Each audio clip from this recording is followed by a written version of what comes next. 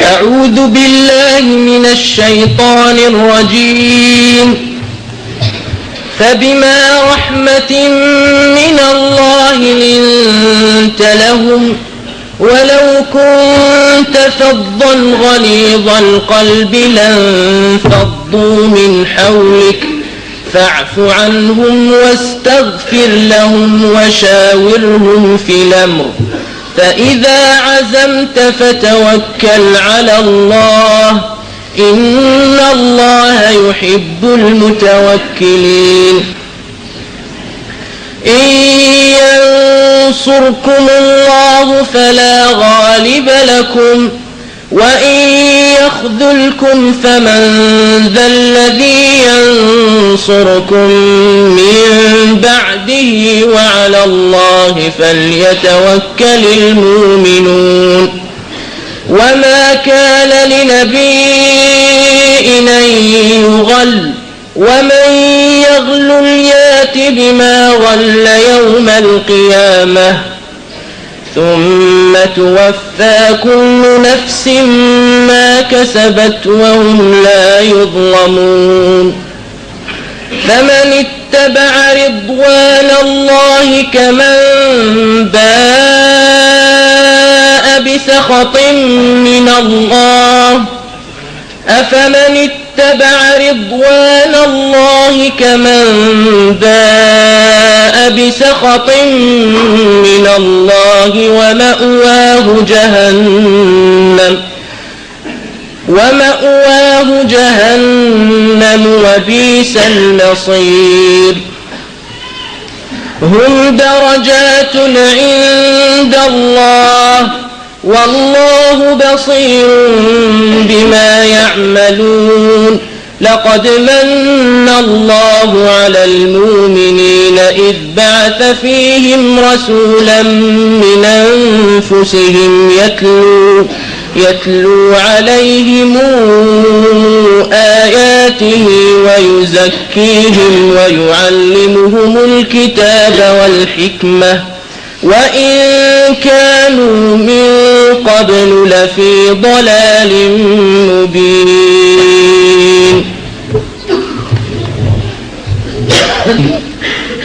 الحمد لله والصلاة والسلام على رسول الله وعلى آله وصحبه ومن والاه. والإخوة في الله السلام عليكم ورحمة الله تعالى وبركاته. لقد شهد العالم منذ أقدم العصور عدة أنظمة سياسية بعضها ديني خالص والبعض الآخر مدني خالص، كما عاشت شعوب في ظل الملكية وأخرى في ظل الجمهورية، ونشأت عدة تيارات كان لبعضها أنصار ومعجبون في بلادنا بل حتى متبعون ومعتقدون، فأصبحوا يدعون إليها بمختلف الوسائل والطرق حتى كثر من يربط الإسلام بهذا النظام أو يشبهه بذاك. وفي اعتقادنا نحن المسلمون أن النظام السياسي في الإسلام نظام مستقل، ولو أشبهته بعض هذه الأنظمة في بعض نواحيه، ولا يجوز أن نطلق عليه إلا أنه نظام إسلامي. فحول هذا الموضوع وتحت عنوان معالم النظام السياسي في الإسلام نتشرف باستضافة الشيخ محمد السعيد لنتعرف على هذه المعالم ولنتعرف على هذا النظام الفريد الرباني المستقل. فنرحب بالشيخ وليتفضل مشكورا.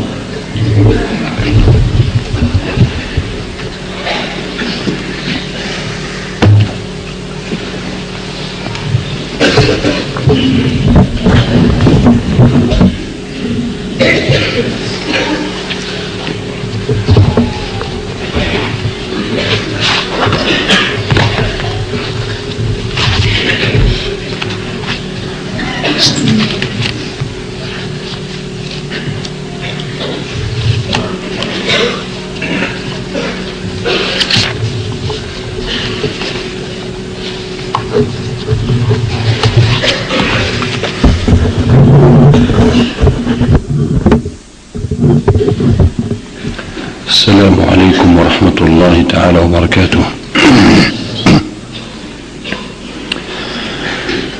الحمد لله، وأشهد أن لا إله إلا الله وحده لا شريك له، هو القاهر فوق عباده وهو الحكيم الخبير. وأشهد أن سيدنا محمدا عبده ورسوله أرسله بالهدى ودين الحق ليظهره على الدين كله، وكفى بالله شهيدا. اللهم صل وسلم وبارك عليه وعلى آله وصحبه ومن دعا بدعوته ونصح لأمته وعمل على إحياء سنته إلى يوم الدين. أما بعد، فإن أحسن الحديث كتاب الله تعالى، وخير الهدي هدي سيدنا محمد صلى الله عليه وسلم، وشر الأمور محدثاتها، وكل محدثة بدعة، وكل بدعة ضلالة.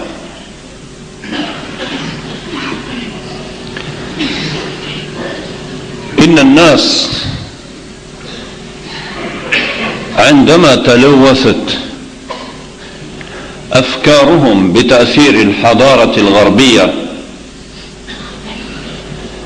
وآثار الغزو الفكري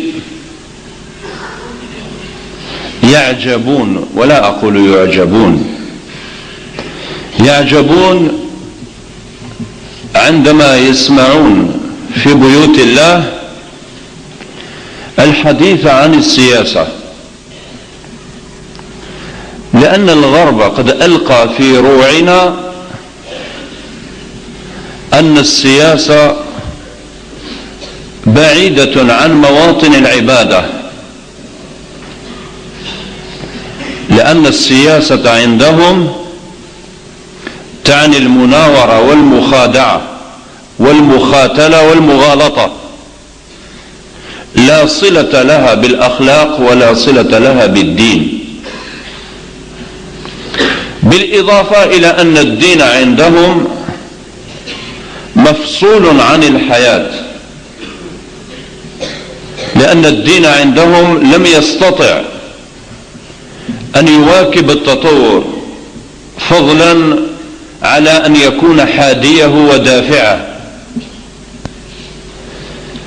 ولم يستطع أن يتكيف، بل أن يوائم بين الأشواق الروحية والإكراهات والضرورات الإنسانية. عندما عجز الإنسان الغربي عن إيجاد هذه المعادلة، عمل على إقصاء الدين من حلبة الحياة ليفسح المجال للعقل والهوى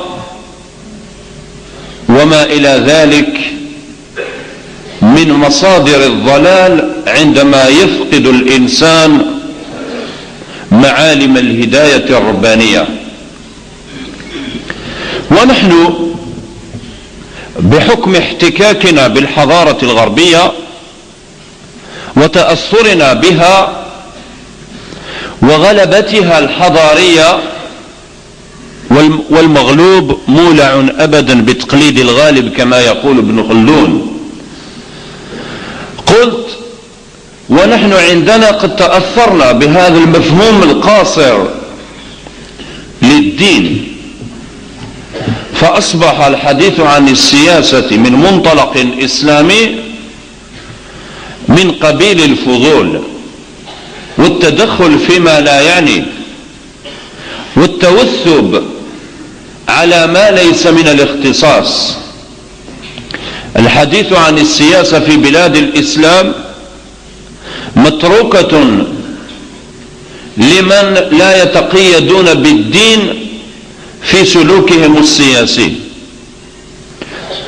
الشيوعي من حقه أن يتحدث عن السياسة كأنها من صميم عقيدته. الليبرالي أيضا له أن يتحدث عن السياسة. كل الناس من حقهم أن يتحدثوا عن السياسة، إلا من ظهرت عليه سيمة التدين فإن الناس يعيبون عليه أن يتحدث عن السياسة، لأن الغرب قال لنا السياسة في مواقع الحكم والعبادة في المعابد، مسجدا كان أم كنيسة.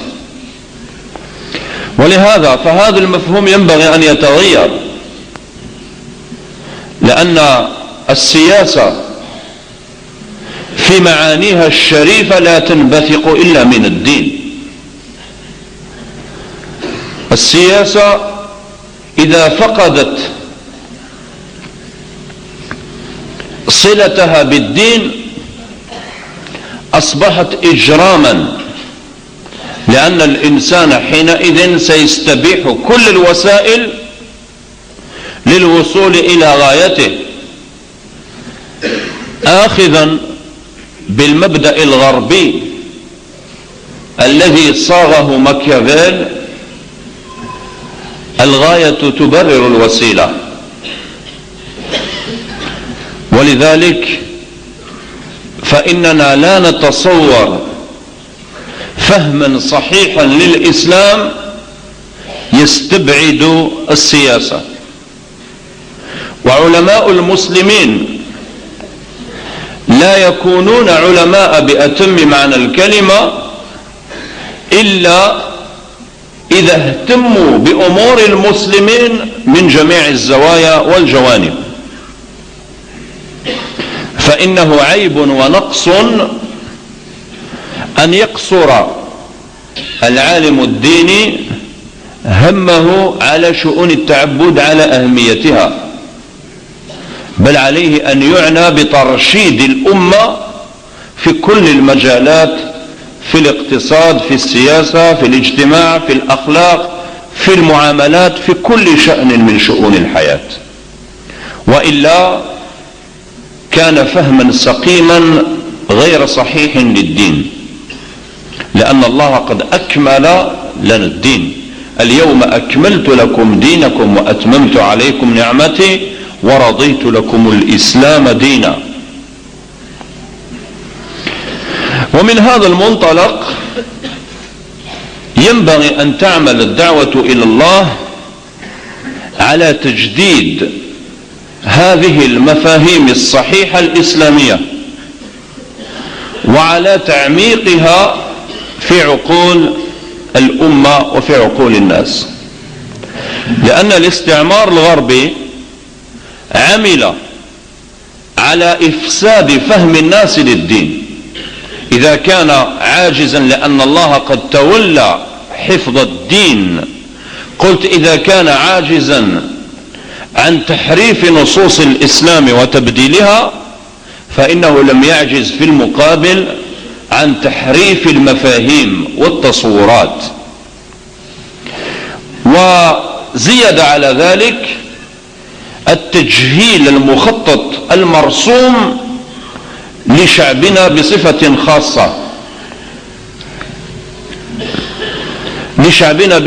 خاصة. ولهذا في سنة 62 و900 وألف